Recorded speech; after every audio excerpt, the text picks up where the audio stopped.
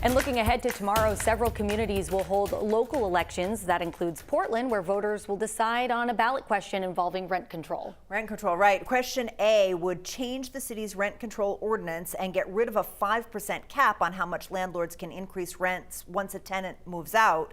Our Hannah Yeshivi is live from Portland with the details this morning. Hi, Hannah. Good morning, ladies. Voting yes on question A would allow landlords in Portland to establish a new rent price on their unit, but only when the tenant leaves voluntarily. People who oppose question A say that removing that 5% cap will most likely result in landlords increasing rent to as much as they want, and according to opposers, that could harm or even unhouse families. If the measure passes, landlords would still have other limits on rent increases and would still need to give renters a 90-day notice of a rent change.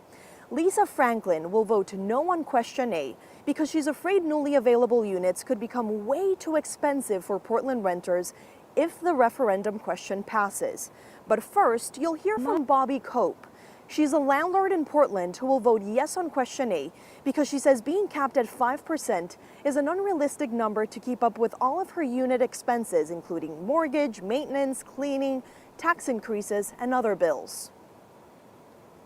My policy has always been to keep my rents below market and for long-term tenants and have them be affordable and keep them stable for the duration of their tenancy.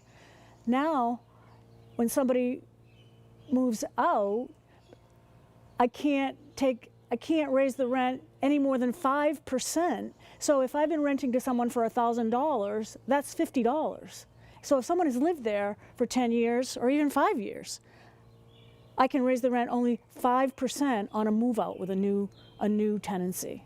Everybody is living within a certain, financial situation, and to just have a situation where the rent could be raised to any amount is just it's everyone. It should bother and worry everyone, regardless of your income.